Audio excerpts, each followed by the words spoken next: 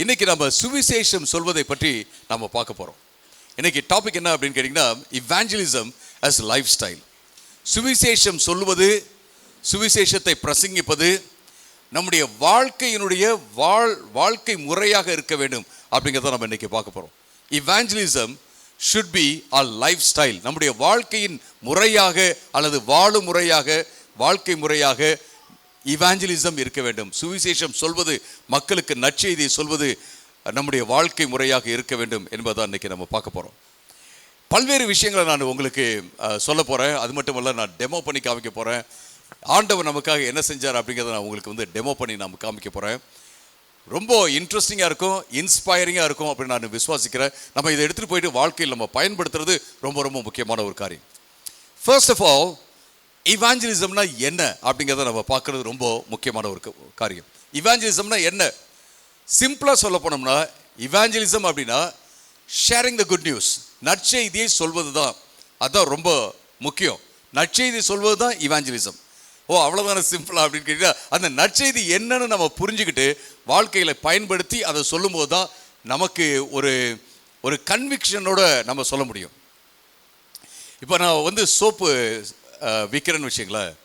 அந்த சோப்பை நான் பயன்படுத்தவும் இல்லை, அந்த சோப்பை பற்றி நல்லா தெரிஞ்சிக்கவும் இல்லை, அந்த சோப்புடைய மகிமை எனக்கு தெரியாது. ஆனால் நான் போயிட்டு என்ன சோப்பு வாங்க அப்படின்னு நான் சொல்கிறேன் அப்படின்னு வச்சுங்களேன், எனக்கே கன்விக்ஷன் இருக்காது. சில வேளை அவங்க ஏதாவது டவுட்ஸ் வச்சுருந்தாங்க அப்படின்னா அதை நான் டவுட்ஸை நிவர்த்தி பண்ண முடியாது. கன்விக்ஷனோட நான் அவங்ககிட்ட பேச முடியாது. சோப்பு வாங்கலாம், வாங்காட்டினாலும் பரவாயில்லைங்க அப்படின்னு தான் நான் சொல்வேன். இன்னைக்கு நம்ம என்ன பார்க்குறோம்னா, we see a supermarket of gods. கடவுள்களுடைய சூப்பர் மார்க்கெட் தான் பார்க்குறோம். அங்கே போயிட்டு எந்த ஷெல்ஃபில் எந்த காரியம் இருக்குதோ அதை நம்ம எடுத்துக்கிறோம். அப்படிப்பட்ட சூழல் தான் இருக்குது. And we also see a supermarket of believes. விசுவாசங்கள், நம்பிக்கைகளுடைய சூப்பர் மார்க்கெட் தான் இன்னைக்கு இருக்குது. நம்ம என்ன சொல்ல, ஒரு ட்ராலி எடுத்துகிட்டு போகிறோம், நமக்கு எந்த நம்பிக்கை தேவையோ அதை மக்கள் என்ன செய்றாங்க, அதை எடுத்துகிட்டு போட்டு வீட்டில் சமைச்சு சாப்பிட்றாங்க. அப்படி தான் இன்னைக்கு நடந்துட்டு இருக்கு. ஆனால் இங்கே நம்ம பார்க்குறது சூப்பர் மார்க்கெட்லாம் கிடையாது. ஒரே ஒரு காஸ்பல் தான், ஒரே ஒரு தேவன் தான், ஒரே ஒரு ரட்சகர் தான், ஒரே ஒரு நாமம் தான் நம்ம ரட்சிக்கப்படுவதற்கு அப்படிங்கிறத நம்ம பார்க்குறோம். இது எப்படி நம்ம போயிட்டு இஃபெக்டிவாக சொல்கிறது அப்படிங்கிறத நம்ம பார்க்குறோம். இன்றைக்கி ரொம்ப ரொம்ப important. Sharing the good news, நற்செய்தியை மக்களோடு பகிர்ந்து கொள்வது, இதுதான் என்ன அப்படின்னா இவாஞ்சலிசம் அப்படின்னு நம்ம சொல்கிறோம். சுவிசேஷம் சொல்வது, நற்செய்தியை பிரசங்கிப்பது. ஆனால் இதை நம்ம எப்படி செய்யணும் அப்படின்னா, பரிசுத்த ஆவியானவருடைய பலத்தோடு செய்வது மிக மிக முக்கியமான ஒரு காரியம். பரிசுத்த ஆவியானவருடைய பலம் அப்படின்னா என்ன புரிஞ்சுக்கிறது? ஆண்டவர் ஏதோ மிஸ்டிக்கலாக ரகசியமாக ஏதோ சொல்லிக் கொடுப்பாரு அப்படின்னு நம்ம புரிஞ்சுக்க கூடாது. நம்ம புதிய ஏற்பாட்டில் அப்போஸ்தலர் நடவடிக்கைகளில் வாசிக்கும் போது, பரிசுத்த ஆவியினால நிரப்பப்பட்டவர்கள் எங்கும் போய் அவர்கள் பிரசங்கம் பண்ணாங்க. எதை பிரசங்கம் பண்ணாங்க அப்படின்னா, சுவிசேஷத்தை பிரசங்கம் பண்ணார்கள் அப்படின்றத நான் பார்க்குறோம். அந்த இடத்துல நீங்கள் அப்படியே அதாவது தேவை அறிந்து பண்ணாங்க, மக்களுடைய தேவை அறிந்து பண்ணாங்க. சில வேளை நம்ம ஆண்டவர் சொல்வார், ஒரு ட்ரீமை காமிச்சு சொல்வார், நீ இங்கே போய் நீ பிரசங்கம் பண்ணு அப்படின்னு சொல்வார். ஒருவேளை தரிசனத்தை காண்பிப்பார், ஏவுதலை கொடுப்பார். இப்படி பல்வேறு காரியங்கள் நடக்கும். ஆனால் சிலர் இந்த ஏவுதலுக்காகவே காத்திருப்பாங்க, அது தவறு. தரிசனத்துக்காகவே காத்திருப்பாங்க, அது தவறு. கனவுக்காகவே காத்திருப்பாங்க, அது தவறு. ஏசாயா ஆண்டவருடைய தரிசனத்தை பார்க்குறாரு. ஏசாயா 6வது அதிகாரத்தில் அவர் பார்க்குறாரு. ஆண்டவர் சொல்றாரு, யாரை நான் அனுப்புவேன் அப்படின்னு சொல்றாரு. ஏசாயாவுக்கு இஸ்ரவேல் மக்களுடைய நிலைமை என்ன அப்படிங்கிறது நல்லா புரிஞ்சிருந்துச்சு. ஏன்னா அவர்கள் வழி விலகி போய் கொண்டிருந்தார்கள், விக்கிரக ஆராதனைக்குள்ளேயே அவங்க போயிட்டு இருந்தாங்க, ஆண்டவர் விட்டு விலகி போயிட்டு இருந்தாங்க அப்படிங்கிறது அவருக்கு தெரியும். அப்போ யாரை நான் அனுப்புவேன் அப்படின்னோட அவர் யாரையாவது அனுப்பிச்சுக்கங்க அப்படின்லாம் சொல்ல, ஆண்டவரை என்னை அனுப்பும், ஹியர் ஐ ஆம், சென்ட் மீ, இங்கே இருக்கிற ஆண்டவரை என்னை அனுப்புங்க அப்படின்னு அவர் சொல்கிறத நான் பார்க்குறோம். என்னுடைய காலேஜ் பிரசிடெண்ட் டாக்டர் கிரஹாம் ஹவுட்டன் அப்படிங்கிற ஒரு எக்ஸாம்பிள் கொடுத்தாரு. தலைவர்களை எப்படி நம்ம கண்டுபிடிக்கிறதுன்றதுக்கு எக்ஸாம்பிள் கொடுத்தாரு. என்ன எக்ஸாம்பிள் அப்படின்னா, அந்த காலத்தில் ஓப்பன் பேலட் இருக்கும், கிளாஸ் மானிட்டரை செலக்ட் பண்ணுறதுக்கு. எல்லாருக்கும் ஒவ்வொரு சீட்டை கொடுத்து, நீங்கள் எல்லாரும் என்ன செய்யுங்க, ஒவ்வொரு ஆளை எழுதுங்க, யார் லீடராக இருப்பாங்களோ எழுதுங்கன்னு சொல்லிட்டு ஒரு 10 பேர் எழுதுனாங்கன்னா 10 பேருடைய பேர் நாமினேஷனில் வந்துடும். அதுக்கப்புறம் இதுலேருந்து யாராவது ஒருத்தருக்கு செலக்ட் பண்ணுங்க அப்படின்னு சொல்லிட்டு அடுத்த ஒரு பேலட் நடக்கும். ஸோ இவர் வந்தார். இது நம்ம இன்னைக்கு கொஞ்சம் வித்தியாசமாக பண்ணலாம் அப்படின்னு சொல்லிட்டு அன்னைக்கு வந்து மானிட்டரை தேர்ந்தெடுக்க வேண்டிய ஒரு நேரம். இவர் வந்தார். வந்துட்டு டஸ்ட்பினை பார்த்தாரு, அதில் குப்பை இருந்துச்சு. யாராவது இந்த டஸ்ட்பினை க்ளீன் பண்ணிட்டு வரீங்களா அப்படின்னு அவர் கேட்டார். உடனே ஒருத்தர் லீடர் மாதிரிலாம் தெரியல, எல்லாம் வாட்ட சாட்டமெல்லாம் இல்லை, ஒரு கணித்த குரல்லாம் கிடையாது. அவர் என்ன செஞ்சார், வந்து அந்த டஸ்ட்பின் எடுத்து, சார் நான் க்ளீன் பண்ணிட்டு வந்தார்னு சொல்லிட்டு போயிட்டு எல்லாம் கொட்டிட்டு இன்னொரு பேப்பரை வச்சுட்டு கொண்டு வந்தார். அவர் சொன்னார், எலெக்ஷன் முடிஞ்சிருச்சு, லீடரையும் தேர்ந்தெடுத்தாச்சு அப்படின்னு சொன்னார். எல்லாரும் யோசிக்கிறாங்க, என்ன எலெக்ஷன் யார் வந்து இந்த டஸ்ட்பினை க்ளீன் பண்ண வந்தாங்களோ அவன் தான் லீடர் அப்படின்னு சொல்லிட்டார் அவர். அருமையானவர்களே, இது வந்து எப்படின்னு கேட்டிங்கன்னா, நம்ம இந்த உலகத்தில் இருக்கிற தேவையை நம்ம பார்க்குறோம்ல. ஆண்டவரே என்னை தள்ளுங்க, நான் என்ன அனுப்புங்க ஆண்டவரே, நான் சுவிசேஷம் சொல்லணும் அப்படின்றது வந்து சரியான ஒரு மெத்தடே கிடையாது. இப்போ எனக்கு இன்னும் ஞாபகம் இருக்குது, எஃப்எம்பிபியில் ஸ்டான்லி பிரின்ஸ்னு ஒரு அண்ணன் இருந்தார். அவர் வந்து பொன்னகரில் ஒரு மீட்டிங்கில், எஃப்எம்பிபி மீட்டிங்கில் சொன்ன ஒரு எக்ஸாம்பிள் இன்னும் எனக்கு ஞாபகம் இருக்குது. அப்பயே வயசானவராக தான் இருந்தார், இப்போ இருக்கிறாரான்னு எனக்கு தெரில. இன்னும் எனக்கு எக்ஸாம்பிள் 10th ஸ்டாண்டர்ட் தான் எனக்கு ஞாபகம் இருக்குது. என்ன அப்படின்னா, அவர் சொன்னார், உங்களுடைய தங்கச்சி, உங்கள் சிஸ்டர் வந்து குடத்தை தூக்கிட்டு வர்றாங்க ரோட்டில், அங்கே வந்து ஒரு குழி இருக்குது. நீங்கள் என்ன செய்கிறீங்க அப்படின்னா, ஆண்டவரே உமக்கு தெரியாதது ஒன்றுமே இல்லை ஆண்டவரே, அந்த தங்கச்சி போகிற வழியில் ஒரு குழி இருக்குது ஆண்டவரே, தண்ணியை தூக்கிட்டு போகிறாங்க ஆண்டவரே, நிறைகுடமாக போயிட்டு இருக்காங்க ஆண்டவரே, எல்லாம் எக்ஸ்பிளைன் பண்ணுவாங்க சிலர்லாம் ப்ரேயரில். ஆண்டவரே இந்த குழியில் விழுந்தாங்கன்னா அவ்வளோதான், கால் உடைஞ்சிரும், ஒருவேளை செத்து கூட போகலாம் ஆண்டவரே, ஆண்டவரே எப்படியாவது காப்பாற்றுங்க ஆண்டவரே, எப்படியாவது யாரையாவது அனுப்பி ஆண்டவரே காப்பாற்றுங்க ஆண்டவரே அப்படின்னு ஜெபம் பண்ணிட்டு இருந்தீங்கன்னா அது சரியா அப்படின்னு கேட்டார். நாங்கள்லாம் சொன்னோம் இல்லைண்ணே அப்படின்னு சொன்னோம். அப்படி சொன்ன என்ன பண்ணுவீங்கன்னு கேட்டார். ஏய் குழி இருக்குது, விழுந்துருவ, அங்கே போகாத அப்படின்னு போய் சொல்லுவோம் அப்படின்னு சொன்னோம். அதுதான் சுவிசேஷம், அதுதான் சுவிசேஷம். நம்ம என்ன செய்யறோம்னு கேட்டிங்கன்னா, ஆண்டவரே யாராவது அனுப்புங்கன்னு சொல்றோம். நம்ம சுற்றி உள்ள ஆட்களுக்கு, நமக்கு தெரிஞ்சவங்களுக்கு நம்ம அவங்களுக்கு என்ன செய்யணும், அங்கே ஒரு குழி இருக்கு அப்படின்னு சொல்றது ரொம்ப இம்பார்ட்டன்ட். உங்களை ரட்சிப்பதற்காக ஒரு ரட்சகர் வந்தார், இயேசு வந்தார் அப்படின்னு சொல்வது, இதுக்கு வந்து நமக்கு ஒரு சொப்பனம் தேவையில்லை, தரிசனம் தேவையில்லை, ஆவியானவர் உந்துதல் அப்படின்லாம் தேவையே கிடையாது, அல்லது யாராவது நம்மளை புஷ் பண்ணணும் அப்படின்னு தேவையில்லை. ஏன்னு கேட்டிங்கன்னா, நாம் அனுபவிச்சது நாம் மற்றவங்களுக்கு போய் சொல்கிறோம். ஒரு பெரிய பிரசங்கியார் இருந்தார், அவர் பேர் எனக்கு மறந்துடுச்சு, நல்ல பேர், நான் அடிக்கடி சொல்லிட்டு இருப்பேன், திடீர்னு வரல. அவர் வந்து இவாஞ்சலிசத்தை குறித்து, சுவிசேஷம் பிரசங்கிப்பதை குறித்து ஒரு பெரிய பைபிள் காலேஜில் டீச் பண்ணுறதுக்காக அவர் வந்திருந்தார். அன்னைக்கு வந்து சாப்பலில் வந்து அவர் பேசணும். எல்லாரும் பயங்கரமாக ஒரு பெரிய டெஃபினிஷன்லாம் கொடுக்க போகிறாரு, நிறைய டீச்சிங்லாம் கொடுக்க போகிறாருன்னு சொல்லிட்டு ஒரு ப்ரொஃபவுண்ட் டீச்சிங்ஸ் தரப்போகிறாரு அப்படின்னு சொல்லிட்டு. ப்ரொஃபவுண்ட் தான், sometimes what is simple is profound. So எல்லாம் பேனா நோட் புக்கெல்லாம் எடுத்துகிட்டு வந்துட்டாங்க. இப்போ அவர் சொன்னார், சுவிசேஷம் பிரசங்கிப்பதுனா என்ன அப்படின்னா, one beggar telling another beggar where to get bread from. ஒரு பிச்சைக்காரன் இன்னொரு பிச்சைக்காரன்ட்ட எங்க இருந்து சாப்பாடு கிடைக்கும் அப்படின்னு சொல்றதா சுவிசேஷம் பிரசங்கம் பண்றது. வேற ஒண்ணுமே கிடையாது, சிம்பிள். இதுக்கு ட்ரைனிங் தேவையா அப்படின்னா ட்ரைனிங் தேவையே இல்லை. ஒரு பெக்கர் போய் இன்னொரு பெக்கர்ட்ட சொல்றான், இங்க போனீங்கன்னா உங்களுக்கு சாப்பாடு கிடைக்கும், நீங்க வந்து பெக்கிங் பண்ண தேவையில்லை, பிச்சை எடுக்க தேவையில்லைன்னு சொல்றான் பாருங்க. அதுக்கு ட்ரைனிங் தேவையே கிடையாது. அதுக்கு வந்து அவனுக்கு அந்த நல்ல எண்ணம் தான் தேவை. அது மட்டும் இல்லை, இன்னொரு பெக்கரும் கஷ்டப்படக்கூடாதுன்னு யோசிக்கிறது, அவன் இன்னொரு பெக்கரும் பெக்கரா இருக்கிறானே அப்படின்றத பார்க்கறது தான் ரொம்ப இம்பார்ட்டன்ட். ஸோ இது ரொம்ப முக்கியமானது. இதுக்கு நம்ம பரிசுத்த ஆவியானுடைய வல்லமையில் நம்ம செய்வது மிக மிக முக்கியமானது. நான் அடிக்கடி சொல்வேன், the most irrefutable evidence of the baptism of the Holy Spirit is the proclamation of the gospel. இல்லை அப்படின்னா, in other words I can say is witnessing to Christ. அதாவது என்ன சொல்ல அப்படின்னா, பரிசுத்த ஆவியானவருடைய நிரப்புதலுடைய ஞானஸ்நானத்தினுடைய மறுக்க முடியாத ஒரு பெரிய அடையாளம் எது அப்படின்னு பார்த்தோம் அப்படின்னா, அது சுவிசேஷம் சொல்வதுதான், சாட்சியாக இருப்பதுதான். ஹல்லேலூயா, பிரைஸ் தி லார்ட்.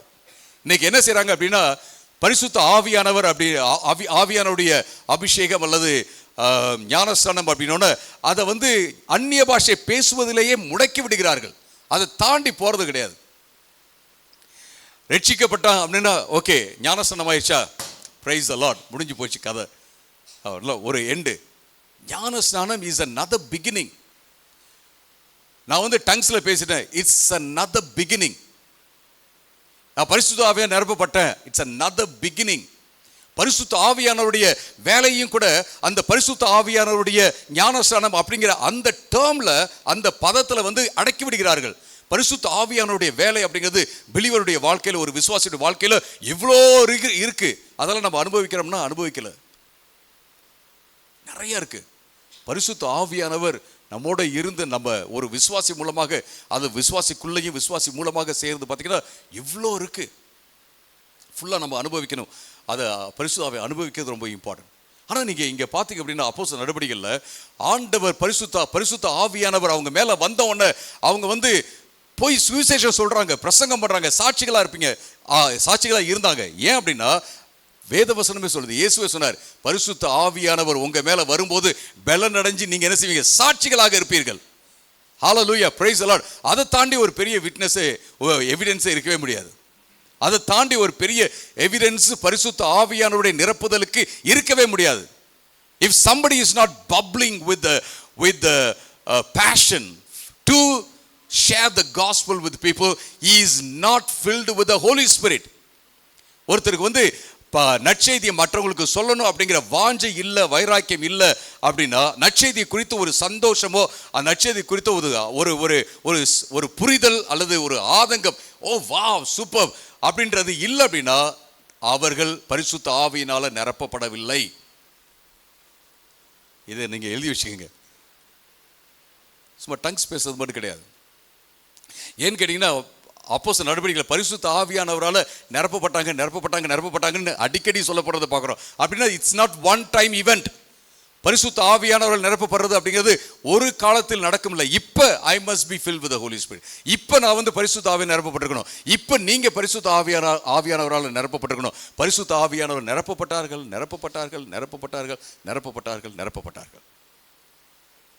எபேசியர்ல நம்ம பார்க்குறோம், we have to be being filled with the Holy Spirit. நான் பரிசுத்த ஆவியால் நிரப்பப்பட்டேன், எப்போ நிரப்பப்பட்டீங்கன்னு கேட்கறது ஒரு ராங் கொஸ்டின் நான் கேட்குறேன் நினைக்கிறேன். எனக்கு அதெல்லாம் புரியல. பரிசுத்த ஆவியால் நிரப்பப்பட்டீங்க, எப்போ நிரப்பப்பட்டீங்க அப்படின்னா 1986 அப்படின்னு சொல்லிட்டு இருந்தேன். பரிசுத்த ஆவியால் நிரப்பப்பட்டீங்கன்னா I am filled with the holy spirit. இப்போ சொல்லணும், பரிசுத்த ஆவியால் நிரப்பப்பட்டிருக்கிறேன் இப்போ. Hallelujah, praise the Lord. That is the power of the Pentecost. அதுதான் பெந்தெகோஸ்தேயுடைய பவர், வேற எது கிடையாது.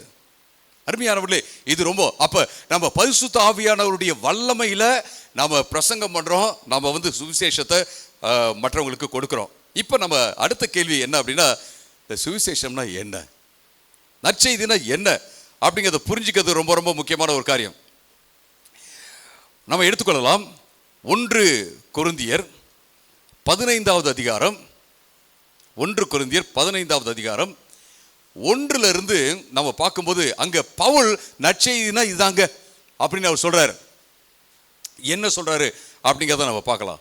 1 கொரிந்தியர் 15வது அதிகாரம் 1-6 வரை. அன்றியும் சகோதரர்களே, நான் உங்களுக்கு பிரசங்கித்த நற்செய்தியை மறுபடியும் உங்களுக்கு ஞாபகப்படுத்துகிறேன். ஏன் 1 கொரிந்தியர்ல கொரிந்தி சபைக்கு போயிட்டு நற்செய்தியை மறுபடியும் உங்களுக்கு ஞாபகப்படுத்துறேன்னு சொல்றாரு? நற்செய்தியை வந்து ஞாபகப்படுத்திக்கிட்டே இருக்கணுமா அப்படின்னா, நிச்சயமாக. காஸ்பல் நம்ம கேட்டோம்ல, நான் காஸ்பல் கேட்டேன் 1986 நான் கேட்டேன்ல, அதை வந்து நான் நினைச்சுக்கிட்டே இருக்கணும். எப்பெல்லாம் நினைக்கணும்? ஒவ்வொரு நாளையும். அப்படி நினைக்கலன்னு வச்சுங்களேன், நான் ஆண்டவருக்கு உண்மையாகவே இருக்க மாட்டேன். ஸோ இங்கே ஏன் அவரு உங்களுக்கு ஞாபகப்படுத்துறேன்னு சொல்றாருன்னா, இந்த சபை எப்படி போயிடுச்சு அப்படின்னா, கொரிந்து சபை எப்படி போயிடுச்சுன்னா, எந்த ஃபவுண்டேஷன்ல அவங்க கட்டப்பட்டாங்களோ அதெல்லாம் விட்டுட்டு இப்ப வேற எதுக்கு போயிட்டாங்க? எந்த இதுக்கு போயிட்டாங்க? ஆவியின் வரங்கள் உண்டு. I believe in all the gifts of the holy spirit. எல்லா வரங்களிலும் நான் விசுவாசிக்கிறேன். ஐ ஸ்பீக் இன் டங்ஸ், நான் அந்நிய பாஷையில் பேசுகிறேன். I am a Pentecostal pastor, நான் பெந்தெகோஸ்தே பாஸ்டர். நீங்க நம்பினாலும் நம்பாட்டினாலும் இல்ல, சிலர்லாம் நம்ப மாட்டேன்றாங்க. But I am a hardcore Pentecostal pastor. But I do not follow the traditions of the Pentecostalism. But I follow the Bible, the Pentecostal spirit, the Pentecostal theology, the doctrines of the Bible. வேத புஸ்தகத்தில் இருக்கிற பெந்தெகோஸ்தே doctrines, போதனைகளை நான் சமரசமே செய்யாம வாழ்க்கையே போனாலும் நம்புறேன். ஆனால் ட்ரெடிஷன்ஸ் கிடையாது. பெந்தெகோஸ்தே ட்ரெடிஷன்ஸ் கிடையாது. அருமையானவர்களே, இது ரொம்ப ரொம்ப முக்கியமான ஒரு காரியம். ஸோ நான் என்ன சொல்ல வரேன் அப்படின்னா, இந்த சபை என்ன ஆச்சு அப்படின்னா வரங்கள். ஒருத்தர் அந்நிய பாஷை பேசுறாருன்னா பயங்கரமான பரிசுத்தமானவர் அப்படின்னு நினைச்சிட்டாங்க. ஒருத்தர் வந்து ஹீலிங் பண்ணார் அப்படின்னா பரிசுத்தமானவர். ஏன்னு கேட்டீங்கன்னா நமக்கெல்லாம் எப்படி சொல்லி கொடுத்தாங்க அப்படின்னா, எனக்கு எப்படி சொல்லி கொடுத்தாங்க, உங்களுக்கு எப்படி சொல்லி கொடுத்தாங்கன்னு தெரியல. நீங்களாம் நிறைய கேட்டிருப்பீங்க. எனக்கு எப்படி சொன்னா, அப்படியே முழங்கால இருந்து தம்பி ஜெபம் பண்ணி அப்படியே பரிசுத்தமா அப்படியே அப்படியே அப்படியே பர்ஃபெக்டா அப்படியே இருந்தாதான் பரிசுத்த ஆவியானவர் அப்படியே வரங்கள்லாம் கொடுப்பார் அப்படின்னு எனக்கு சொல்லி கொடுத்தாங்க. நானும் அப்படிதான் ட்ரை பண்ணேன். பரிசுத்த ஆவிய வரங்கள்ல நான் செயல்பட்டு கொண்டிருக்கிறேன். பட் என்ன நான் புரிஞ்சுக்கிட்டேன் அப்படின்னு கேட்டீங்கன்னா, பாவம் செய்யும் ஆட்கள் கூட பரிசுத்த ஆவியின் வரங்கள்ல செயல்பட முடியும் என்பதை நான் 1 கொரிந்தியர் புத்தகத்தை வாசிக்கும் போது நான் புரிஞ்சுக்கிட்டேன். பாவம் செய்கிற ஆட்கள், விபச்சாரம் பண்ணுகிற ஆட்கள், வேசித்தனம் பண்ணுகிறவர்கள், மற்ற எல்லா காரியத்தை பண்ணுகிறவர்கள் அந்நிய பாஷையில பேசினார்கள், அற்புதங்கள் செய்தார்கள். அப்புறம் பார்த்தீங்கன்னா இந்த வரங்கள் எல்லாம் பற்றி அவர் சொல்லிட்டு அவர் சொல்றாரு, ஏன்பா நீங்க ஒரு காரியத்தை மனசுல வச்சுக்கோங்க. 1 கொரிந்தியர் 12வது அதிகாரத்தில் வரங்களை பற்றிலாம் சொல்லிட்டு எல்லாருக்கும் ஆண்டவர் வந்து வரங்கள்லாம் கொடுத்துருக்கார். யார் கொடுக்குறாருன்னா பரிசுத்த ஆவியானவர் தான் கொடுக்குறார் அப்படின்னு சொல்லிட்டு 1 கொரிந்தியர் 13வது அதிகாரத்தில், அது வந்து ஒரு சாண்ட்விச் மாதிரி, 1 கொரிந்தியர் 13ல் அவர் என்ன சொல்றாருன்னா, இது எல்லாம் ஒன்றும் இல்லை, எல்லாத்த காட்டிலும் ஒரு பெரிய விஷயம் இருக்கு. அது என்ன அப்படின்னா அன்பு அப்படின்னு சொல்லிட்டு 14வது அதிகாரத்தில் அவர் சொல்றாரு, எப்படி நீங்க வரங்களை வந்து ஒழுங்கு கிரமமாக பயன்படுத்தலாம் சர்ச்சில் அப்படின்னு சொல்லிட்டு அவர் போதிக்கிறத நம்ம பார்க்குறோம். எந்த சபைக்கு அவர் சொல்றாரு? அருமையானவர்களே, all the gifts are grace gifts. எல்லா வரங்களுமே கிருபை வரங்கள். கிருபைனா என்ன? நம்ம பாட்டு பாடணும் இல்லைங்களா? I was really touched by the song. கிருபை வேண்டுமே, கிருபை வேண்டும். கிருபைனா என்ன? ஆண்டவர் தகுதி இல்லாத ஒருவனுக்கு கொடுக்கும் வரம், தயவுதான். நீங்க 40 நாள் ஃபாஸ்டிங் போட்டலாம் அதை பெற்றுக்கொள்ள முடியாது. ஸோ இப்படிப்பட்ட ஒரு சபைக்கு ஆண்டவர் வந்து சொல்றாரு, நீங்க பவுல் மூலமா சொல்றாரு, நீங்க சுவிசேஷத்தை மறந்துட்டீங்க, நற்செய்தினா என்னன்றதை மறந்துட்டீங்க, நான் உங்களுக்கு கொஞ்சம் ஞாபகப்படுத்துறேன் அப்படின்னு சொல்லிட்டு அவர் சொல்றாரு இந்த இடத்துல. ஸோ இது ரொம்ப ரொம்ப முக்கியமான ஒரு காரியம், நற்செய்தியை மறக்காம இருப்பது. அப்ப என்ன சொல்றாரு அப்படின்னா, ஞாபகப்படுத்துகிறேன், நீங்களும் அதை ஏற்றுக்கொண்டு அதிலே நிலைத்திருக்கிறீர்கள். அதில் நிலைச்சிருக்கிறீங்க, ஏற்றுக்கொண்டு நிலைச்சிருக்கிறீங்க அப்படின்னு சொல்றாரு. ஒரு சிலரை பற்றி அவர் சொல்றாரு, நான் உங்களுக்கு பிரசங்கித்த பிரகாரமாக நீங்க அதை கை கொண்டிருந்தால் அதனாலே நீங்கள் ரட்சிக்கப்படுவீர்கள். சுவிசேஷத்தை அப்படியே பிடிச்சுக்கிட்டா நீங்க என்ன செய்வீங்க? ரட்சிக்கப்படுவீர்கள். மற்றபடி உங்களுடைய விசுவாசம் பயனில்லாததாக இருக்கும். சுவிசேஷத்தை விட்டுட்டு நீங்க எதை விசுவாசிச்சாலும் உங்க விசுவாசம் என்ன செய்யாது? பயன் உள்ளதாக இருக்காது. நான் பெற்றதும் உங்களுக்கு முக்கியமாக ஒப்புவித்ததும் என்னவென்றால், நான் பெற்றதும் அப்படின்னா இயேசுகிட்ட இருந்து பெற்றுக்கொண்டதும் சரி, மற்ற அப்போஸ்தலர்கிட்ட இருந்து பெற்றுக்கொண்டதும் சரி, அதை பெற்றுக்கொண்டு நான் உங்களுக்கு ஒப்புவித்தேன். அது என்ன அப்படின்னா, நல்லா கவனிங்க, இதான் சுவிசேஷம் சொல்றாரு. என்னவென்றால் இதான் சுவிசேஷம், the summary, the essence of the gospel, good news. இதான் என்ன அப்படின்னா, கிறிஸ்துவானவர் வேத வாக்கியங்களின்படி நமது பாவங்களுக்காக மரித்து அடக்கம் செய்யப்பட்டு வேத வாக்கியங்களின்படி 3ஆம் நாளில் உயிர்த்தெழுந்து கேபாவிற்கும் பின்பு 12 பேருக்கும் தரிசனமானார். அதன் பின்பு அவர் 500 பேருக்கும் அதிகமான சகோதரர்களுக்கும் ஒரே நேரத்தில் காட்சியளித்தால், அவர்களில் அநேகர் இந்நாள் வரை இருக்கிறார்கள், சிலர் மட்டும் மரணமடைந்திருக்கிறார்கள். பின்பு யாக்கோபுக்கும் அதன் பின்பு அப்போஸ்தலர்கள் எல்லோருக்கும் காட்சியளித்தார். எல்லோருக்கும் பின்பு அகால பிறவி போன்ற எனக்கும் தரிசனமானார். நான் அப்போஸ்தலர்கள் எல்லாரையும் விட குறைந்தவனாக இருக்கிறேன். தேவனுடைய சபையை துன்பப்படுத்தினால், எல்லாமே அது சொல்றாரு. நீங்க 6வது வசனம் வரைக்கும் வாசிங்கன்னா கூட போகுது. என்ன சொல்றாரு அப்படின்னா, வேத வாக்கியங்கள் படி. அப்படின்னா வேத வாக்கியங்கள்னா எது அவர்களுக்கு பைபிளா இருந்துச்சு? பவுலுக்கும் மற்றவங்களுக்கு எது பைபிளா இருந்துச்சு? பழைய ஏற்பாடு தான் பைபிள் அவங்களுக்கு.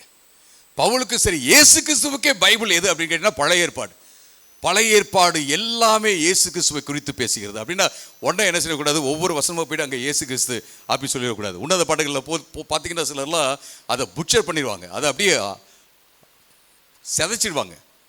உன்னத பாட்டில் இது வந்து இயேசு, அது வந்து இயேசு அப்படின்லாம் நம்ம அலங்கரைஸ்லாம் பண்ணக்கூடாது. நம்ம ஆவிக்குரிய அர்த்தம்லாம் கொடுக்க தேவையில்லை. ஆனால் முழு பழைய ஏற்பாடுமே எதை காண்பிக்கிறதுனா, இயேசு மேசியா வருவார் என்பதை காண்பிக்கிறது. எனவே பழைய ஏற்பாட்டில் சொன்னதுபடி, பைபிளில் சொன்னதுபடி, முன்பு அறிவிக்கப்பட்டதுபடி, வேத வாக்கியங்களின்படி இயேசு கிறிஸ்து இந்த உலகத்திற்கு வர வேண்டும், கடவுள் மனிதனாக வர வேண்டும், அவர் நமக்காக மரிக்க வேண்டும், 3ஆம் நாள் உயிரோடு எழும்ப வேண்டும், அதன் பின்பு அவர் செய்கிற வேலையை என்ன செய்யணும், செய்ய வேண்டும், எல்லாம் காட்சி அளிக்கணும் மற்றவங்களுக்கு. எனக்கு என்னது காட்சி அளித்தார் அப்படின்னா, இந்த அகால பிறவியான பவுல் துன்பப்படுத்தினார், அவரையும் ஆண்டவருக்குள்ள கொண்டு வந்திருக்காரு, அவர்கிட்டையும் பேசியிருக்காரு. இப்படி இன்னைக்கு ஆண்டவர் வேலை செய்யறாரு இல்லைங்களா? இது ஒட்டுமொத்தமான காரியம் தான் என்னது, காஸ்பல், வேற எதுவுமே கிடையாது. இதெல்லாம் நான் சொல்லாம இயேசு உங்களுக்கு பணம் கொடுப்பாருன்னு சொன்னா அது காஸ்பல் கிடையாது. இதெல்லாம் சொல்லாம இயேசு உங்களுக்கு சுகம் கொடுப்பார் அப்படின்னு சொன்னா அது காஸ்பல் கிடையாது. That could be a paid.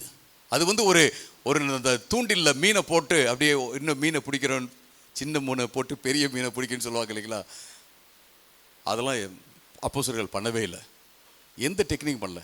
இன்னைக்கு வரைக்கும் பார்த்தீங்க அப்படின்னா, இன்னைக்கு வரைக்கும் நிறைய மக்கள் மேலே, மிஷனரிங்க மேலே வைக்கிறது என்ன அப்படின்னா, ரைஸ் கொடுத்து கிறிஸ்டியன் ஆக்கிட்டாங்க, நீங்கள் நார்த் இந்தியாவுக்கு போனீங்க அப்படின்னா கோதுமை கொடுத்து கிறிஸ்டியன் ஆக்கிட்டாங்க அப்படின்னு சொல்லுவாங்க. நான் எப்பயுமே சொல்லுவேன், ரைஸ் இல்லாமல் ஒருத்தங்க இருந்தாங்கன்னா ரைஸை கொடுக்க தானே வேணும், சாப்பாடு இல்லாமல் இருந்தாங்கன்னா சாப்பாடு கொடுக்க தானே வேணும். சாப்பாடு இல்லை அப்படின்ற நம்ம ஃபிலாசபி என்ன சொல்றது அப்படின்னா, எல்லாமே மாயை. ஒருத்த பிச்சைக்காரனா இருக்கிறான் அப்படின்னா இதெல்லாம் ஒரு மாயை, ஒண்ணுமே இல்லை. இந்த பிறவியில், போன பிறவியில் என்ன செஞ்சானோ தெரியல, இந்த பிறவியில் நாம அப்படி விசுவாசிப்பது அல்ல. வேறு ஒரு பிறவி அப்படிங்கிறதே கிடையாது, ஒரே பிறவி தான் மனுஷனுக்கு. அந்த பிறவியில் ஒரு மனுஷன் கஷ்டப்பட்டானா அவனை அந்த கஷ்டத்திலிருந்து கொண்டு வரணும். ஒரு மனுஷனுக்கு சாப்பாடு இல்லைன்னா அவனுக்கு அந்த சாப்பாடை கொடுக்கணும். ஒரு குஷ்டரோகி இருந்தான் அப்படின்னா அவனுக்கு இன்னைக்கு பார்த்தீங்கன்னா குஷ்டரோகம் அப்படிங்கிறது ஆல்மோஸ்ட் இல்லாமல் போயிடுச்சு. ஏன் அப்படின்னு கேட்டீங்கன்னா மிஷனரிகளால. Hallelujah, praise the Lord, praise the Lord. இன்னைக்கு நான் சொல்லுவேன், தமிழ்நாடு செழிப்பா இருக்கிறதுக்கு காரணமே மிஷனரிஸ் தான். அவங்க போட்ட விதை, அவங்க போட்ட ஃபவுண்டேஷன் தான். இன்னைக்கு ஏன் எல்லாருமே கால்டுவெல் கால்டுவெல் இருக்காங்க? Every time they talk about Caldwell, I am so happy. இந்த மிஷனரி பண்றாங்க, அந்த missionary, I am so happy. அருமையானவர்களே, நாம சாப்பாடை கொடுத்து கிறிஸ்டியனா மாத்துறது இல்லை, அவங்க கஷ்டப்படுறதுனால சாப்பாடு கொடுக்குறோம். அவங்க என்ன செய்றாங்க, ஆண்டவருடைய அன்பை தெரிஞ்சுக்கிறாங்க, அவங்க வராங்க. ஸோ இது ரொம்ப ரொம்ப முக்கியமான ஒரு காரியம். ஸோ நான் என்ன இதை, அதாவது இயேசு கிறிஸ்து இந்த தேவன் மனுஷனாக வந்தார், அவர் நன்மை செய்கிறவராக சுற்றி திரிந்தார், அப்புறம் அவர் என்ன செஞ்சார், நமக்காக மரித்தார், அவர் 3ஆம் நாள் உயிரோடு எழும்பினார், அப்புறம் அவர் காட்சியளித்தார். இன்றும் ரட்சிக்கப்படாத மக்களை, இன்றும் ஆண்டவரை ஏற்றுக்கொள்ளாத மக்களை அவர் போய் பேசுறாரு, அவங்களை கொண்டு வருகிறார். அப்படிங்கிறது இல்லாம சொல்ற எதுவுமே சுவிசேஷம் இல்லை. கடன் பிரச்சனை தீப்பாரா, தீப்பார். சுகத்தை கொடுப்பாரா, சுகத்தை கொடுப்பார். என்னுடைய ஊழியத்தில் நார்த் இந்தியாவில் பார்த்தீங்கன்னா பேச முடியாதவங்களாம் பேசியிருக்காங்க, ஊமையா இருந்தவங்களாம் பேசியிருக்காங்க. Hallelujah, praise the Lord. But it's all there, it's all part of the package, it's all part of the plan. But the plan is not that. இது எல்லாமே திட்டத்தின், ஆண்டவருடைய திட்டத்தினுடைய ஒரு பகுதி தானே ஒழிய, நம்ம அந்த அந்த முழு திட்டம் என்னது அது கிடையாது. இது எப்படி கேட்டிங்கன்னா, நம்ம ஒரு சின்ன செடியை வச்சுக்கிட்டு அதான் முழுசா ஃபாரஸ்ட்னு நம்ம பண்ணிடுறோம். ஆனால் முழு ஃபாரஸ்ட்டையும் நம்ம பார்க்கணும், அந்த ஃபாரஸ்ட்டுக்குள்ளே இந்த செடி இருக்கு, அப்படிதான் நம்ம பார்க்கணும். இது ரொம்ப ரொம்ப முக்கியமான ஒரு காரியம். ஸோ இவர் இதாங்க சுவிசேஷம், வேற எதுவுமே இல்லை அப்படின்னு சொல்றத நம்ம பார்க்குறோம். அப்போ நமக்கு சுவிசேஷம்னா என்ன, நற்செய்தினா என்ன அப்படிங்கிறது நன்றாக புரிந்து விட்டது. அது மட்டுமல்ல, நீங்க எல்லோரும், நம்ம எல்லோரும் மனப்பாடம் பண்ணி வச்சிருக்கிற வசனம் என்ன அப்படின்னா, யோவான் 3:16, For God so loved the world. தேவன், ஏன்னா தேவன் அப்படி தான் ஆரம்பிக்கிறோம். ஏன்னா அந்த ஃபார் அப்படிங்கிறது, ஏன்னா தேவன் உலகத்தை இவ்வளவாய் அன்பு கூர்ந்து தன்னுடைய ஒரே பேரான குமாரனை கொடுத்தார். ஏன் அப்படின்னா, யாரெல்லாம் அவரை விசுவாசிக்கிறார்களோ அவர்கள் கெட்டு போகாமல் நித்திய ஜீவனை அடையும்படியாக இதை செய்தார் அப்படிங்கிறத பார்க்கிறோம். Praise the Lord. இந்த வசனத்தை என்ன சொல்லுவாங்க அப்படின்னா, மினியேச்சர் ஆஃப் த பைபிள் சொல்லுவாங்க. வேத புஸ்தகத்தையே உள்ளடக்கக்கூடிய, சுருக்கமாக சொல்லக்கூடிய ஒரு வசனம் எது அப்படின்னா இந்த வசனம் தான். இந்த வசனத்தை நம்ம எப்படி பார்க்கல, ஆண்டவன் இந்த உலகத்தை வெறுத்து போய் தொலைங்க அப்படின்னு சொல்லிட்டு தன்னுடைய ஒரே பேரான குமாரனை கொடுத்தார், அப்படி இல்லை. For God so loved the world. For God so loved the world. இதை நான் இப்போ டெமோ பண்ணி காமிக்க போகிறேன் உங்களுக்கு. காஸ்பல் இன் த சேர். ஓகே, இல்லை இட்ஸ் ஓகே, மேனேஜ்மெண்ட். காஸ்பல் இன் த சேர். இப்போ ஆண்டவர் வந்து மனுஷனை உண்டாக்குனார். ரெண்டு பேரும் என்ன செய்றாங்க, நல்ல உறவு வைத்திருந்தார்கள், சந்தோஷமா இருந்தாங்க. மனுஷன் என்ன செஞ்சிட்டான், பாவம் செஞ்சிட்டான். நம்ம தியரி என்ன அப்படின்னு கேட்டிங்கன்னா, மனுஷன் பாவம் செஞ்சிட்டான், ஆண்டவர் என்ன செஞ்சாரு, ஏய் நான் உன்னை வெறுக்கிறேன் போ அப்படின்னு சொல்லிட்டாருன்றதுதான் நம்ம தியரி. ஆனால் பைபிள் நம்ம என்ன பார்க்குறோம் அப்படின்னா, ஆண்டவர் வந்து வெறுக்கலை, அவர் பின்னாடியே வரார். ஆதாமை பார்த்து கேட்குறாரு, ஆதாம் எங்கே இருக்கிற சொல்லு அப்படின்னு அவர் கேட்குறாரு. அது மட்டுமல்ல, அவர்களை வந்து அந்த தோட்டத்திலிருந்து வெளியேற்றுவதற்கு காரணம் என்ன அப்படின்னா, அவர்கள் ஜீவ விருட்சத்திலிருந்து சாப்பிட்டு பாவ நிலையிலே இருந்துடக்கூடாது அப்படிங்கிறதுக்காக தான் அனுப்புறாரு ஒழிய வேற எந்த காரணத்துக்காக கிடையாது. நீங்களும் நானும் 1000 வருஷம் வாழ்கிறோம், ஆனால் பயங்கர பாவத்திலேயே வாழ்கிறோம். எப்படி இருக்கும் நினச்சி பாருங்க. நிறைய பேர் என்ன சொல்கிறாங்க, இந்த ரவுடி எப்போ சாப்பாடு தெரியல அப்படின்றாங்களா இல்லையா? நான் ஒரு உதாரணத்துக்கு தான் நான் தரேன். ஆண்டவர் சொல்றார், இந்த பாவ நிலையிலே இவங்க என்ன செய்யக்கூடாது, வாழ்ந்துடக்கூடாது, நீண்ட காலம் வாழ்ந்துடக்கூடாது. அதனால என்ன செய்வோம், அவங்க வெளியேற்றுவோன்னு சொல்லிட்டு வெளியேற்றி போ, வீட்டை விட்டு வெளில போ அப்படின்னு விட்டார் ஆண்டவர். இல்லை, காயின் ஆபேல் ரெண்டு பேரும் ஆஃபரிங் கொண்டு போறாங்க. காயினுடைய காணிக்கையை ஆண்டவர் நிராகரிக்கிறாரு, ஏற்றுக்கொள்ள. ஆபேலுடைய காணிக்கையை வந்து ஏற்றுக்கொள்றாரு. ஆண்டவர் வந்து அதெல்லாம் ஒன்றும் சொல்ல மாட்டேன் போ அப்படின்னு சொல்றாரு. இல்ல, காயின் வந்து என்ன செய்யறான், இதுதான் மனுஷன் இல்லைங்களா, காயின் வந்து என்ன செய்யறான், கோபமாயிட்டு போயிட்டான். அப்ப ஆண்டவர் என்ன செய்யறாரு, விட்டுட்டாரா? இல்ல, வந்து பேசுறாரு, காயின்ட்ட வந்து பேசுறாரு. காயின், நீ நல்லது செஞ்சினா மேன்மை இல்லையா, நான் ஏற்றுக்கொள்ள மாட்டானா அப்படின்னு சொல்லிட்டு ஆண்டவர் பேசுறாரு. ஆண்டவர் for God so loved the world, வேத புத்தகம் என்ன சொல்றா, ஆண்டவர் உலகத்தை இவ்வளவாய் அன்பு கூர்ந்து. இதை நம்ம மனசுல வச்சுக்கணும். இந்த உலகமும் ஆண்டவருடைய அன்பை காண்பிக்கிறது. தேவன் மனுஷனா வந்ததும் ஆண்டவர் எந்த அளவுக்கு இந்த உலகத்தை நேசித்தார் என்பதை காண்பிக்கிறது அப்படின்னு சொல்லி நம்ம பார்க்கிறோம். அதுக்கப்புறம் என்ன நடந்துச்சு, ஆண்டவர் வந்து பிரளயத்தை அனுப்பிச்சு, வெள்ளத்தை அனுப்பிச்சு ஆண்டவர் இந்த உலகத்தை அழிக்கிறார். மக்கள் வந்து ஆண்டவருக்கு விரோதமாக வந்தாங்க. அதுக்கப்புறம் பார்த்தீங்கன்னா நோவாவை ஆண்டவர் தேர்ந்தெடுக்கிறாரு. ஆண்டவர் வந்து விடலை அந்த உலகத்தை. அதுக்கப்புறம் பார்த்தீங்கன்னா ஆபிரகாமை தேர்ந்தெடுக்கிறாரு. அதுக்கப்புறம் ஈசாக்கு, யாக்கோபு, இஸ்ரவேல் மக்கள் எகிப்தில் இருக்கிறாங்க. ஆண்டவர் வந்து விடவே இல்லை. எப்படியோ போய் தொலைங்க அப்படின்லாம் விடவே இல்லை. நான் உங்களை வெறுக்கிறேன் அப்படின்லாம் விடவே இல்லை. ஆண்டவர் பின்னாடியே பின்னாடியே பின்னாடியே பின்னாடியே வந்து கொண்டே இருக்கும் தேவனாக நம்ம பார்க்குறோம் பைபிளில். அதுக்கப்புறம் என்ன நடக்குது, ஆண்டவர் என்ன செய்றாரு, இஸ்ரவேல் மக்களை பார்த்து சொல்றாரு, நான் உங்களுக்கு பாலும் தேனும் ஓடுற ஒரு தேசத்தை நான் கொண்டு உங்களுக்கு கொடுக்குறேன். அங்க நீங்க போய் இருங்க. அங்க நீங்க என்னவா இருக்கணும் அப்படின்னா, நீங்க ராஜரிக ஆசாரியர்களாக இருக்க வேண்டும், உலகத்துக்கு வெளிச்சமா இருக்கணும். ஓகே, எல்லாம் என்ன செய்வோம், சீனாய் மலையில ஒரு கவனன்ட் பண்ணிடுவோம், உடன்படிக்கை பண்ணிடுவோம் அப்படின்னு சொல்லிட்டு எல்லாத்தையும் பண்ணிட்டு ஆண்டவர் என்ன செய்றாரு, உடன்படிக்கைலாம் அக்ரிமெண்ட்லாம் போட்டு கொண்டு போறாரு. ஆனா அந்த மக்கள் என்ன செஞ்சாங்க, விக்கிரகத்துக்கு நேராக போனாங்க. ஆண்டவரை விட்டு விலகி தான் போனாங்க. ஆண்டவர் சும்மா விட்டாரா? விடல. அவர் பேசுறாரு, நியாயாதிபதிகள் மூலமா பேசுறாரு, தீர்க்கதரிசிகள் மூலமா பேசுறாரு. யாரும் என்ன செய்ய மாட்டேன்றாங்க, காது கொடுத்து கேட்கவே மாட்டேன்றாங்க. எங்களுக்கு நீங்க ராஜாவை கொடுங்க அப்படின்னு கேட்கிறாரு. நீங்களாம் ஒன்றும் ஆட்சி பண்ண வேணான்றாங்க. ராஜாவையும் ஆண்டவர் கொடுக்கிறார். சவுல் வராரு, தாவீது வராரு, சாலமோன் வராரு. இப்படியே வந்துகிட்டே இருக்காங்க. ஆண்டவர் பேசிக்கிட்டே இருக்கிறாரு. பயங்கரமான விக்கிரகம், பயங்கரமான வேசித்தனம். பிள்ளைகளையே என்ன செஞ்சாங்க, கடவுள்களுக்கு பலி கொடுக்க ஆரம்பிச்சிட்டாங்க. இதுக்காக தான் ஆண்டவர் கானானியர்களை வந்து விரட்டினாரு. இவங்களும் அப்படி செய்ய ஆரம்பிச்சிட்டாங்க. ஆண்டவர் என்ன சொல்றாரு, இஸ்ரவேல் மக்களை பார்த்து சொல்றாரு, இப்ப நாடு ரெண்டா பிளந்துருச்சு. ஒன்னு இஸ்ரவேல், இன்னொரு வந்து யூதா. ஆண்டவர் சொல்றாரு, இஸ்ரவேலை நான் என்ன செய்ய போறேன், அசிரியாவுடைய கையில நான் கொடுக்க போறேன்னு சொல்லிட்டாரு. அசிரியாவுடைய கையில விழுந்துட்டாங்க, அடிமைகளாக மாறிட்டாங்க. அசிரியா ஆக்கிபை பண்ணிடுச்சு.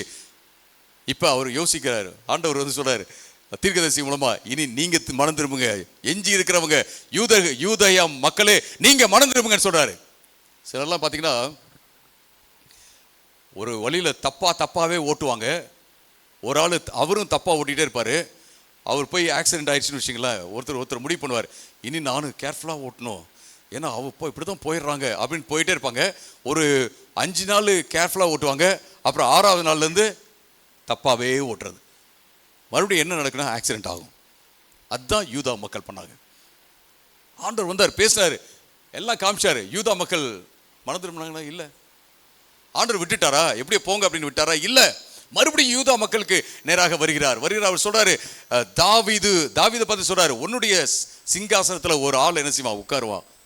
எப்போதுமே உன்னுடைய சிங்காசனத்துல ஒரு ஆள் உன்னுடைய சந்ததியிலிருந்து உட்காருவான். ஆனா ராஜாக்கள் பார்த்தீங்கன்னா அவங்க வழி விலகி போனாங்க.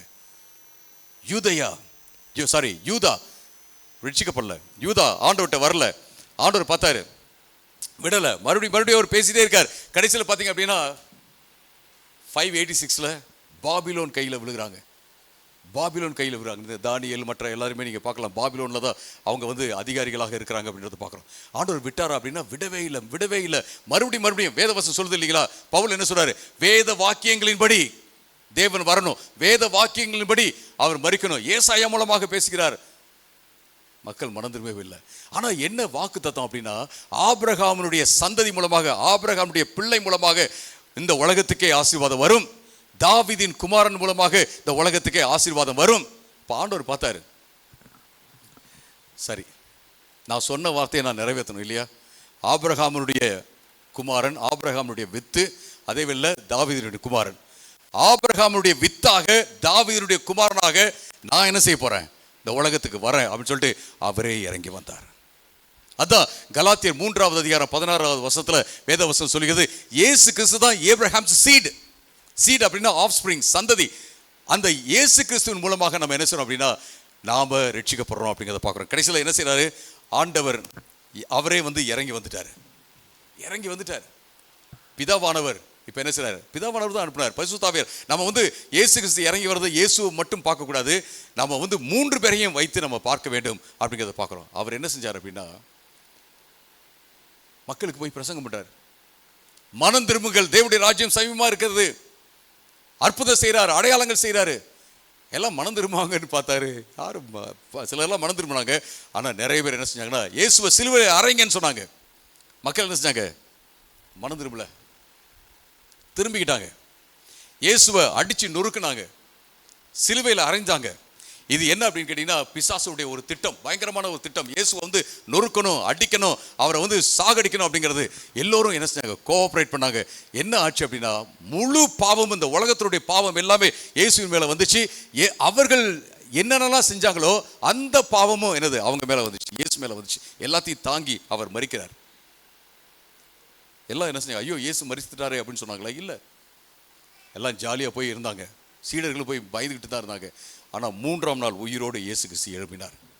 ஹல்லேலூயா, பிரைஸ் தி லார்ட். இயேசு கிறிஸ்து எழும்பி, இவங்கெல்லாம் நான் வச்சுக்கிறேன்.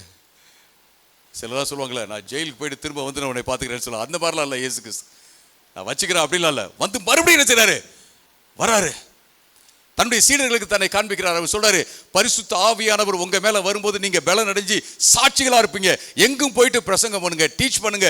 Make disciples of all nations. இந்த உலகத்தில் உள்ள எல்லாரையும் நீங்க என்னுடைய சீடர்களாக மாற்றுங்க அப்படின்னு அவர் சொல்றாரு.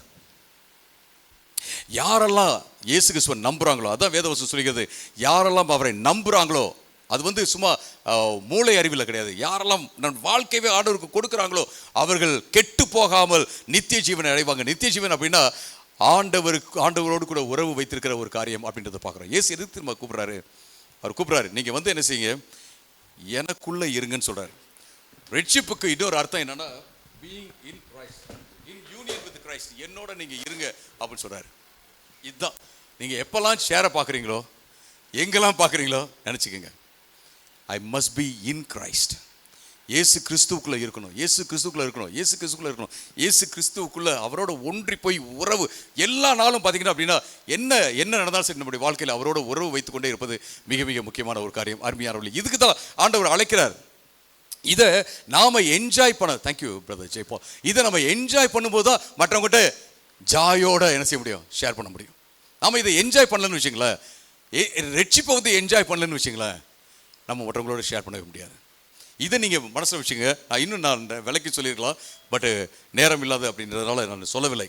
ஆனால் என்ன செய்கிறாங்க மக்கள், தவறாக இவாஞ்சலிசம் அப்படின்னா தவறாக சில காரியங்களை புரிந்து வைத்துக் கொள்கிறார்கள். அன்பிபிளிக்கல் நோஷன்ஸ் அபவுட் இவாஞ்சலிசம் என்னென்ன அப்படின்னா, இவாஞ்சலிசம் அப்படின்னா வின்னிங் சோல்ஸ். வின்னிங் சோல்ஸ் அப்படின்ற வார்த்தை பைபிளில் இல்லவே இல்லை, எங்கேயுமே கிடையாது. நீங்கள் தேடுங்க, வின்னிங் சோல்ஸ் மனுஷர்களை பிடிக்கிறத அப்படிங்கிறது வின்னிங் சோல்ஸ் என்ன பண்றாங்கன்னா எப்படியாவது ஆர்குமெண்ட் பண்ணி அவரை வின் பண்ணிடணும். நோ நோ நோ நோ, அப்படி பைபிள்ல இல்லவே இல்லை. வின் பண்றதை என்ன செய்றாங்க அப்படின்னா சிலர்லாம் ட்ரையம்ஃபலிஸ்டிக் சென்ஸ் எடுத்துறாங்க. நாம இந்த உலகத்தை, இந்த இந்தியாவை, இந்தியா தேசம் கிறிஸ்தவ தேசமாக மாற வேண்டும். நான் சொல்றேன் பாருங்க, இந்தியாவில் உள்ள எல்லோரும் இயேசுவினுடைய உண்மையான சீடர்களாக மாற வேண்டும். கிறிஸ்தவ தேசம்னா எப்படி? ஒருத்தர் என்கிட்ட வந்து சொன்னாரு, நாகாலாந்து ஏர்போர்ட்ல பாத்தீங்கன்னா உட்கார்ந்து இருக்கும் போதே பாஸ்டர் ஹிம்ஸ் தான் போடுறாங்க பாஸ்டர், ஹிம்ஸ் கிறிஸ்டியன் ஹிம்ஸ் இருக்குல்ல போடுறாங்க, அதெல்லாம் பயங்கரமா இருக்கு, ஒரு அட்மாஸ்பியரே அப்படி பயங்கரமா இருக்கு. ஆனா உள்ளுக்குள்ள போய் பார்த்தோம்னா அங்கதான் ட்ரக் எடுக்கிறவங்களாம் நிறைய இருக்கானுங்க, அங்கதான் பாத்தீங்கன்னா ப்ராஸ்டியூஷன்லாம் பயங்கரமா போகுது.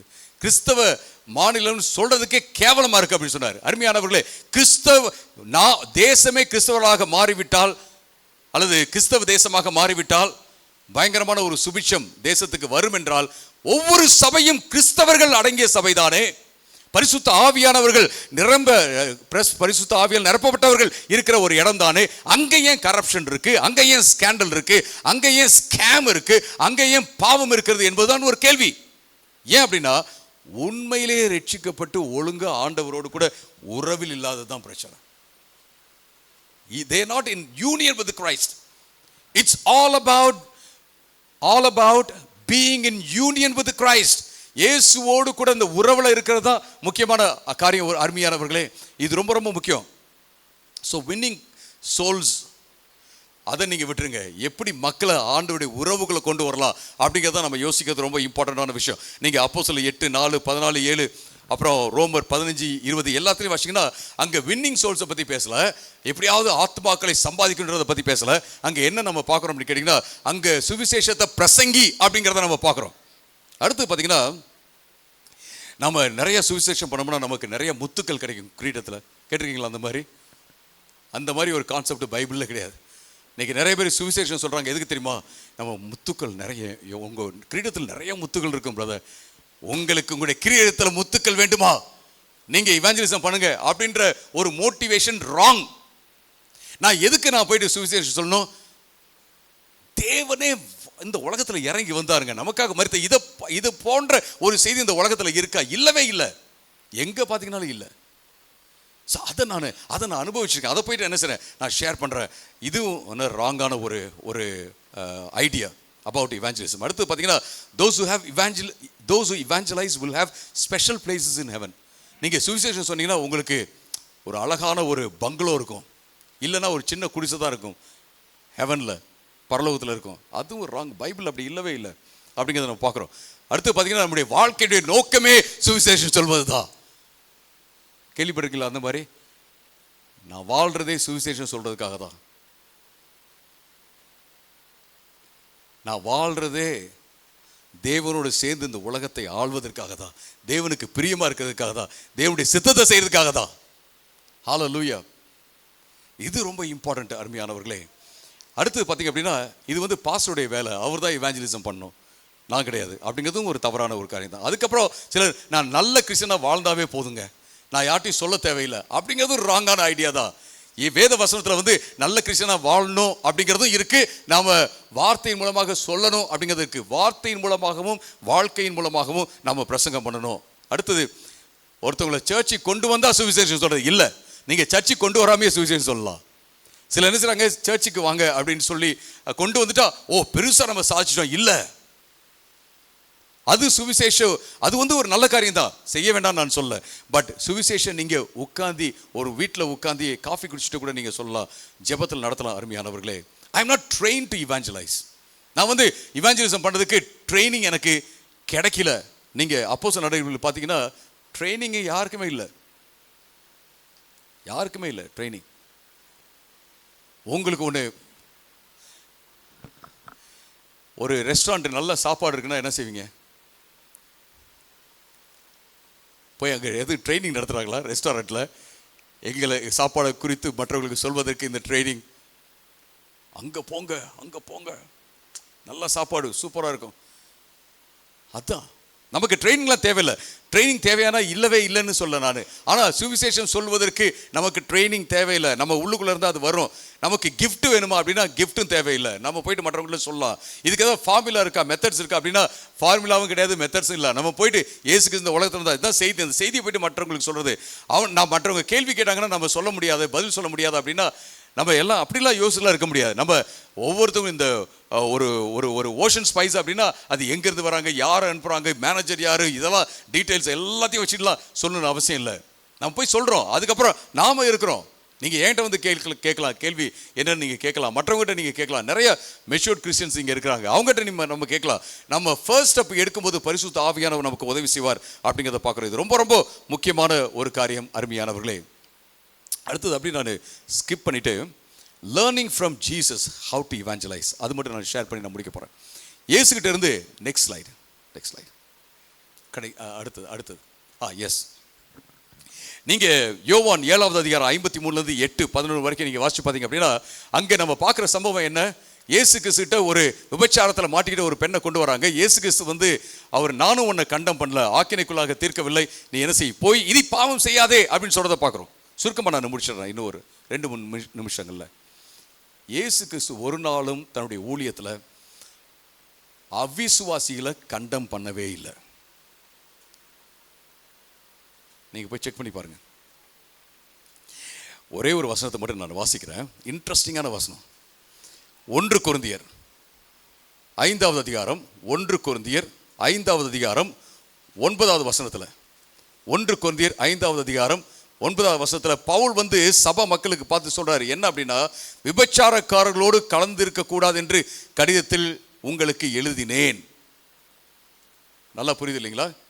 எழுதினேன். ஆனாலும் இந்த உலகத்தில் உள்ள விபச்சாரக்காரர்கள், பொருளாசைக்காரர்கள், கொள்ளைக்காரர்கள், விக்கிரக ஆராதனைக்காரர்கள் இவர்களோடு கொஞ்சம் கூட கலந்திருக்க கூடாது என்று நான் எழுதவில்லை. எப்படி புரிஞ்சுக்கிறீங்க? இங்கே பிரச்சனை என்ன? பிரச்சனையை வந்து என்ன பிரச்சனையை டீல் பண்ணுறாருன்னா பவுல், சர்ச்சுக்குள்ளே இருந்துக்கிட்டு இதெல்லாம் பண்ணிட்டு இருக்கிறீங்களா, அதை தான் நான் டீல் பண்ணுறேன் அப்படின்றாரு.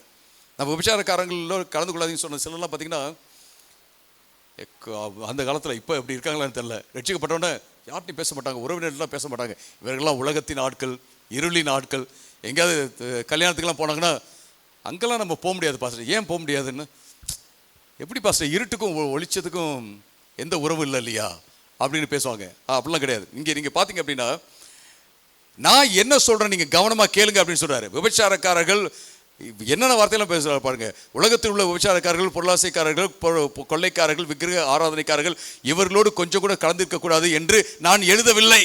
அப்படிலாம் நான் எழுதவே இல்லை அப்படின்னு சொல்லிட்டு அவர் சொல்றார். அப்படியானால் நீங்கள் உலகத்தை விட்டு போக வேண்டியதாக இருக்குமே, அப்படின்னா அந்த உலகத்தில் நீங்கள் வாழவே முடியாது, ஆஃபீஸுக்கு போக முடியாது, பிஸ்னஸும் பண்ண முடியாது, ஒன்றுமே பண்ண முடியாது அப்படின்னு சொல்கிறார். நான் உங்களுக்கு எழுதினது என்னவென்றா, இதுதாங்க நான் உங்களுக்கு எழுதினேன் அப்படின்னு சொல்றாரு. சகோதரன் எண்ணப்பட்ட ஒருவன் அப்படின்னா யாரு? விசுவாசி என்ற ஒருவன், ரட்சிக்கப்பட்ட அப்படின்னு ஒருவன். அவன் என்ன செய்யறான்? அவன் விபச்சாரக்காரனாகவோ, பொருளாசைக்காரனாகவோ, விக்கிரக ஆராய்ச்சிக்காரனாகவோ, தூஷிக்கிறனாகவோ, குடிவெறியனாகவோ, கொள்ளைக்காரனாகவோ இருந்தால் அவனோடு கலந்து இருக்க கூடாது. அப்படிப்பட்டவனோடு கூட உணவும் உண்ணக்கூடாது. ஹல்லேலூயா. இங்கே ஹல்லேலூயா சொல்லலாம். சர்ச்சுக்கு வந்துட்டு எல்லாமே பண்ணிட்டு இந்த காரியத்தெல்லாம் பண்ணாங்க அப்படின்னா அவங்களோட உட்காந்து சாப்பிடக்கூடாது. இன்னொருத்தர் ரட்சிக்கப்படாதவர் கூப்பிட்டாட்டா போய் சாப்பிடுங்க. இது என்ன வெறியோட சொல்றாரு அப்படின்னா, ஒன்று நான் வந்து ரட்சிக்கப்படலன்னு சொல்லிடுங்க, இயேசு கிறிஸ்துவை நான் தேடுறேன், நான் ட்ரை பண்ணுறேன், அவள் இப்படி சொல்லிடுங்க. நான் வந்து அப்படியே பரிசுத்தத்தின் உச்சத்தில் இருக்கிறேன், வரங்களில் செயல்படுறேன், அதில் செயல்படுறேன். இந்த சர்ச்சுக்கு அதான் பிரச்சனை. எல்லாத்தையும் சொல்லிட்டு நீங்கள் இந்த மாதிரி காரியத்தெல்லாம் பண்ணீங்க அப்படின்னா நல்லவங்க, சர்ச்சில் இருக்க நல்லவங்க இவங்களோட எதுவுமே வச்சுக்காதீங்க அப்படின்னு அவர் சொல்கிறாரு. இயேசு கிறிஸ்துவும் பார்த்தீங்கன்னா அதாவது பாவிகள் அப்படின்னும் போது ரட்சிக்கப்படாத மக்களை கண்டம் பண்ணவே இல்லை, பரிசேயர்களே கண்டம் பண்ணுறாரு. ஏன்னா அவன் தான் நான் தான் பரிசுத்தன்னு சொல்கிறான், ஆனால் அவனுக்கு பரிசுத்தம் இல்லை. அதனால அவர் என்ன செய்றாரு? அவனை கண்டம் பண்ணுறதை நம்ம பார்க்குறோம். அருமையானவர்களே, மிக முக்கியமான ஒரு காரியம், நம்ம யாரையும் கண்டம் பண்ண தேவையில்லை. நீங்கள்லாம் வந்து பிசாசை வணங்குறீங்க, நீங்கள்லாம் வந்து இப்படி பார்த்த உடனே அழுக்கு மாதிரி பார்க்கறது, இதெல்லாம் அப்படிலாம் தேவையே இல்லை. நம்ம அது செய்யக்கூடாது. அடுத்து பார்த்தீங்கன்னா இயேசு கிறிஸ்து வந்து மக்களை தங்களுடைய வாழ்க்கையை எக்ஸாமின் பண்ணி பரிசோதித்து பார்ப்பதற்காக அழைத்தார் அப்படின்றத பார்க்குறோம். அது மட்டும் இல்லை, அன்போடு கிருபையோடு இரக்கத்தோடு அவர் அணுகினார் அப்படின்றத பார்க்குறோம். அது மட்டும் இல்லை, மக்கள் வந்து மனம் திரும்பி ஆண்டவருடைய உறவுல வரணும், ஆண்டவர் கீழ்ப்படியணும் அப்படிங்கிறது அவருடைய ஃபோக்கஸாக இருந்துச்சு ஒழிய வேறு எதுவுமே கிடையாது. நீங்களும் நானும் அதை ஃபோக்கஸ் பண்ணும்போது பார்த்தீங்கன்னா எல்லாமே சரியாக வரும் அப்படிங்கிறத பார்க்குறோம்.